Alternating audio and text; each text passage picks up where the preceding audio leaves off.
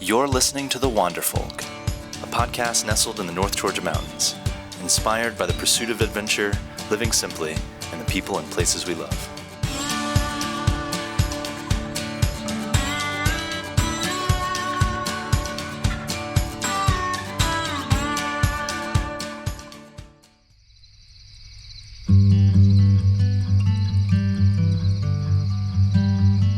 Today we sit down with Luke Dilbeck, a Folk Apothic at Deep Roots Orchard. They are purveyors of all organic and wild harvested herbs, mountain medicinals, local produce, mountain knowledge, and all things folk. They produce small batch products grown, harvested, and created in the hills and hollers of southern Appalachia. They are old school by choice and believe in a simpler way of life. Sit by the fire, have a cup of tea, shop for a bit, take a yoga class, swap a few stories. Now here's Luke.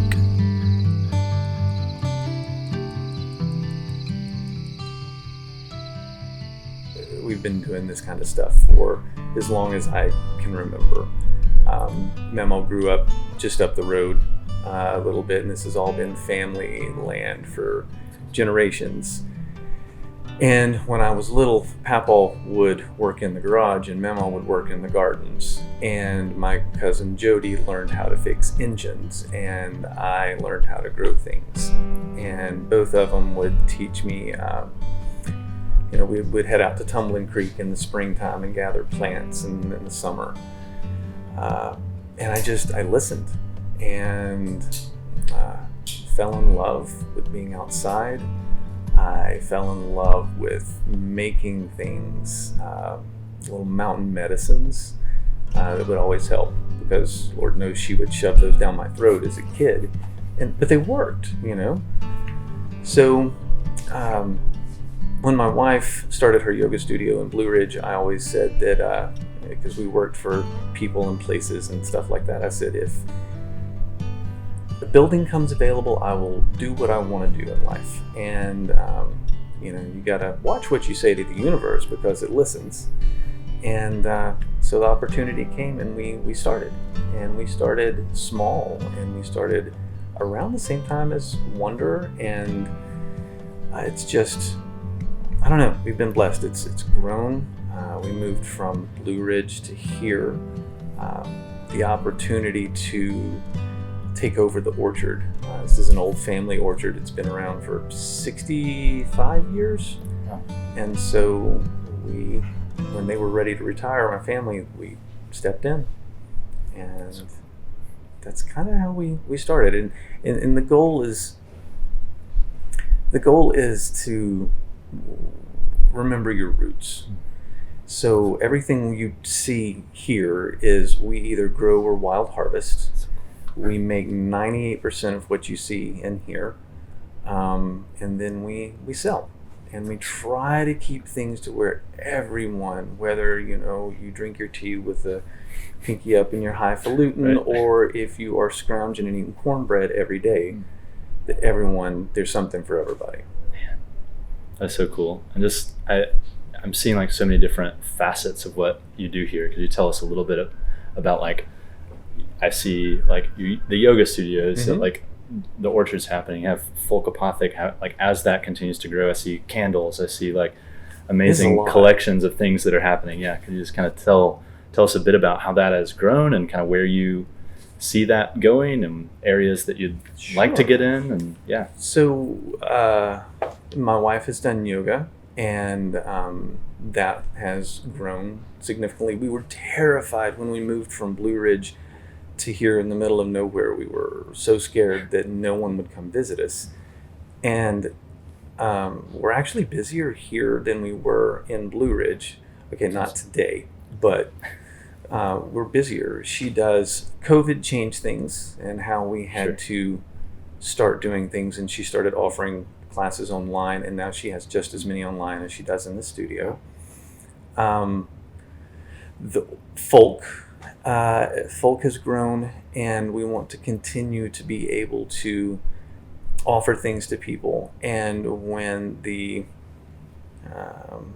hiring the right people can be very hard, and keeping the right people can be hard. But when we find those people, we hold on to them. We treat them well and hold on. And when we have those people, we're able to offer workshops and classes. We do a medicine making course each year. There's an immersion course that we're trying to get going, and all of the paperwork is done. It's just finding the time. We do free movie nights, like there's one tonight. We gather down in the holler and show it on the screen. It's free to whoever wants to come. Bring your lawn chairs, your blankets, and the coolest thing I saw is people brought pool floats to lay on with the little cup holders in them. That was smart. And we just enjoy a movie once a month. We have festivals each year and just different classes to teach people old mountain ways, And the movie tonight is Deliverance. Oh, good to know. Classic. Definitely a classic. The orchard, it's just, I grew up in the trees here and loved it from the time I was a kid. And so when the chance came and my family was ready to retire from it, the kids they're doing their own thing. And so he was like, Luke, do you want to do this? And remember what I said about the universe when you picture, so it was time. And we stepped in, and it's a lot more work than I remembered it being. But the goal for everything is to continue for folk to grow, to continue helping people, continue teaching people how to do things on their own. I know that may be counterproductive to business, but it's important that folks know how to make their own stuff. We teach people how to grow their own vegetables, how to tend their gardens. And then the bakery opens in next week.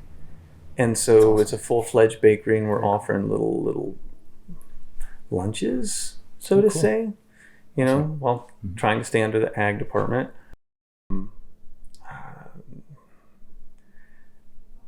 You know how you go to an orchard and you go and there's always 1 million people at some of these, and there are hundreds of acres of trees. They're growing apples to sell, to wholesale to the public. That's not what we want to do. We are about the experience. Love that. It's coming here, it's bringing your family, it's creating traditions. So cool. It's grabbing a fried pie or a lunch and picnicking in the orchard. And that's what we long-term want to be, is just a place of experiences. All the things I loved as a kid, we want to share. So we do the movies, we do the fire on the mountain, the music in the holler, and we cook for you, and we roast a fire, we tell stories, and we play music. We have a stage. The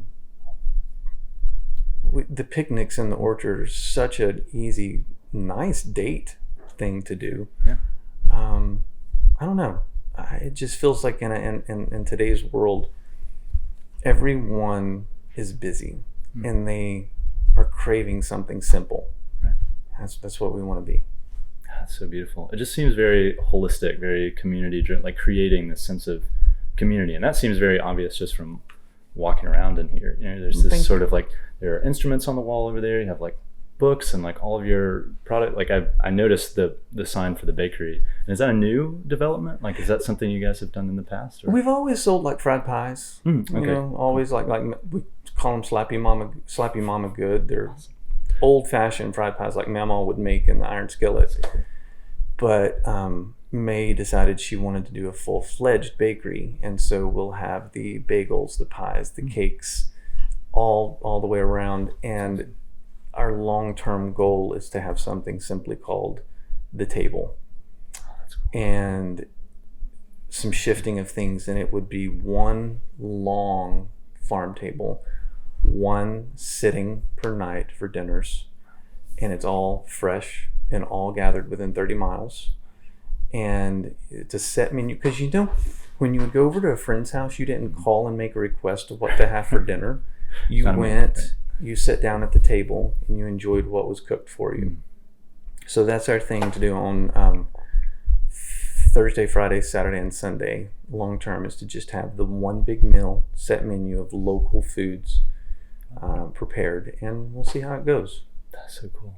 So cool. Yeah, and continuing that like really beautiful like community driven idea. That is absolutely stunning. I think rare as well. I think that's not something in a lot of ways is something that you are trying to preserve, that has been something that has kind of like gotten off the radar of most people in terms of like the way that they view community and being around, like for music and for movie night and for a huge table spread for this like a local area. I think that's incredibly beautiful. And I think rare, or maybe not rare. No, maybe not so rare. It's getting more rare. I've always said that Appalachia has been the land of the forgotten. And if you keep going back, I mean, you see, I think, was it Time did something, and the New York Times back in the 30s and 40s they would send people here to do interviews, and they would interview us, and then there would be we need to help, or we need to do this, and then people would disappear. We don't need help. We have each other. And community anywhere, but here in Appalachia is usually tight, very tight knit.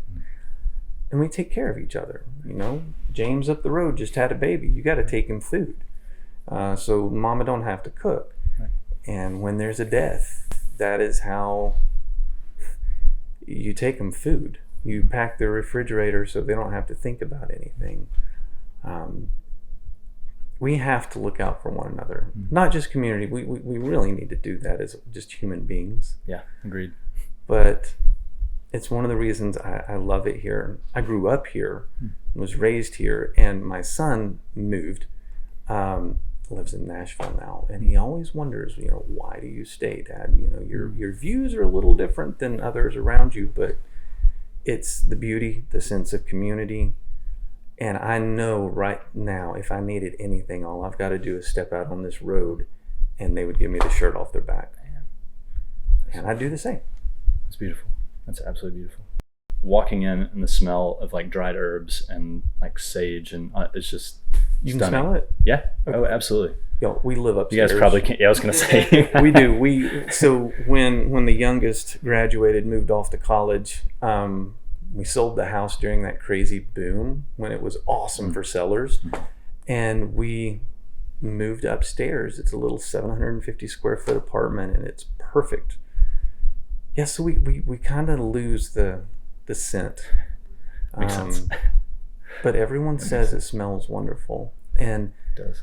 I've worked a lot of jobs. Okay, done a lot of different things. And when you work with the public, you always run into some folks that don't make the day great. Sure. Yeah. This last season was a record season for us, even though we had the worst apple crop in 60-something years. Wow, jeez. We had a record year and only one negative customer. It was people they were so nice. That's incredible. That's something to be said. That's a big deal. Yeah. That's a really big deal. But how could you be here and how could you be in those trees and be stressed? Agreed. I don't know. That is a very good question. I'm not a religious person, but I grew up in the church on the hill, and I don't go anymore, but there's something about being around here that it sticks in you. And it may not be the doctrine, it may not be anything, but love your fellow man. And I remember being teenage years, the church didn't have heat and air. And so they would open the windows on Sundays, and I loved the trees, and Lord, I hated the preaching. But I would sneak out of church, and I would come down into the trees and sit, and I know Mama and Daddy probably knew what I was doing, but I would sit, and just below the rise at the top of the orchard, there's one of my favorite places, and I would sit there, and those old songs would drift out through the windows when they were singing, and it would just cascade down over the orchard. Now that was spiritual for me. Beautifully said. Thank you. Yeah, beautifully said. And thanks for sitting down with us and this has been wonderful. You guys are awesome. Thank you. I think you guys are awesome. Thank you. You're welcome. For more information on what Luke and the Folk Apothic folks are up to, check them out at folkapothic.com. or in person at the Deep Roots Orchard in McCaysville, Georgia. There, you won't find giant crowds or a rushed atmosphere, and that's exactly how they want to keep it. Simple, real family traditions. Just a small slice of Appalachian heaven nestled on a hillside down a little country road. This has been an installment of our Meet the Maker series on the Wanderfolk.